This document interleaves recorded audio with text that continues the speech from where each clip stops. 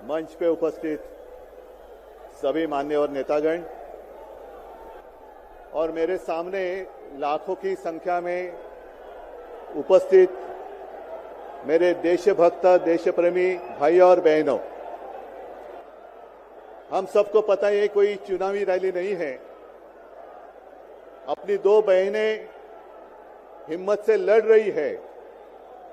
अगर बहन हिम्मत से लड़ रही है तो भाई कैसे पीछे रहेगा। और इसलिए हम सब दोनों अपनी जो बहनें हैं, कल्पना जी हैं, सुनीता जी हैं, आप चिंता मत करो। सिर्फ हमें नहीं, पूरा अपना देश हिंदुस्तान आपके साथ में है। देश में जो स्थिति है मैं दोहराना नहीं चाहूंगा। एक कुछ दिन पहले आशंका थी कि क्या हमारा देश तानाशाही की ओर चल रहा है, लेकिन अब वो आशंका नहीं रही, अब वो सच्चाई है। अगर बीजेपी सरकार को ऐसे लग रहा होगा कि अरविंद जी को अरेस्ट किया, हेमंत जी को अरेस्ट किया तो लोग डर जाएंगे, लेकिन उनको आज तक पता नहीं, उन्होंने अपने देशवासियों को कभी पहचाना नहीं। मेरे भारत का हर कोई डरने वाला नहीं, लड़ने वाला है। और अगर हिम्मत है तो बाकी आपकी सारी एजेंसीज हैं, ईडी, सीबीआई, इनकम टैक्स, जैसे हम इंडिया गठबंधन बनाकर सबके सामने आए हैं। अगर आप में हिम्मत है तो बीजेपी को मैं कहता हूं, चुनौती देता हूं कि बाकी सारी लोगों को छोड़ दो, आप सीधा आपके बैनर पर लगा दो कि बीजेपी के साथ जो तीन साथी पार्टी है वो ईडी, इनकम टैक्स और सीबीआई है। लेकिन अब समय आया है, कितने दिन तक हम उनकी आलोचना करते रहेंगे।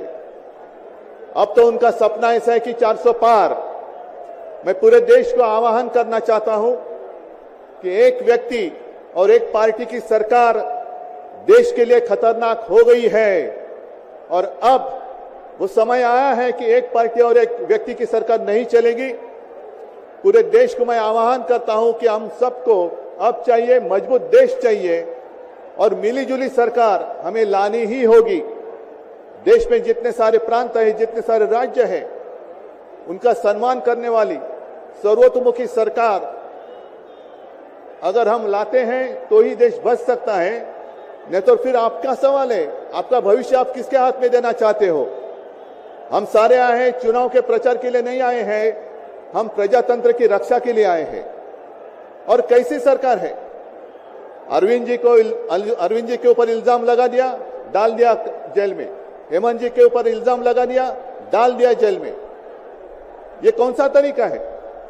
इनके पास जितने सारे लोग हैं, मैं आपके सामने आने से पहले कुछ पत्रकारों के साथ वार्तालाप कर रहा था और उन्होंने कहा कि उद्धव जी अब उन्होंने इनको साथ में ले लिया, उनको साथ में ले लिया।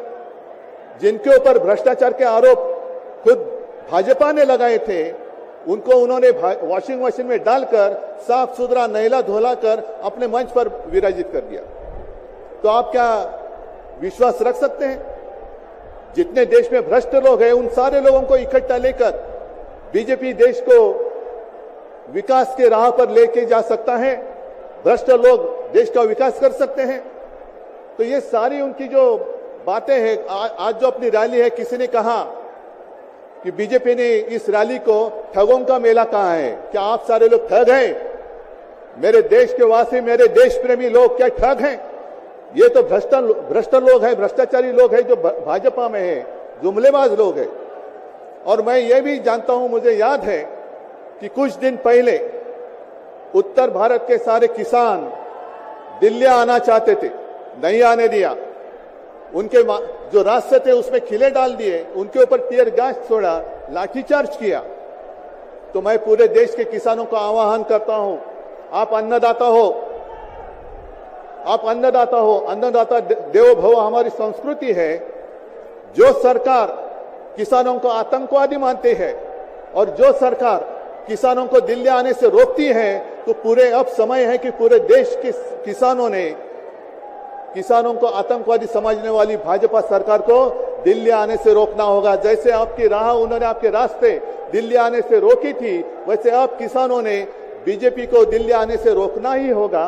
और एक नारा जो मैंने मुंबई में दिया था, वो जो कहते हैं कि आपकी बार 400 पार। मैं आपको आह्वान करता हूं कि जहां से आप आए हुए हैं आप जाओ, अपने घर पे जाओ, जहां भी जाएंगे गांव में जाओ, लेकिन एक नारा आपको देना होगा तानाशाही के खिलाफ। अब की बार भाजपा तड़ी पार, अब की बार भाजपा तड़ी पार। और ऐसे तानाशाही करने वाली सरकार अब हम दिल्ली आने नहीं देंगे। यही शपथ लेकर आगे हमें जाना होगा।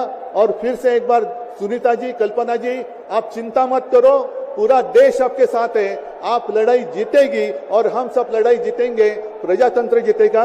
जय हिंद, जय महाराष्ट्र।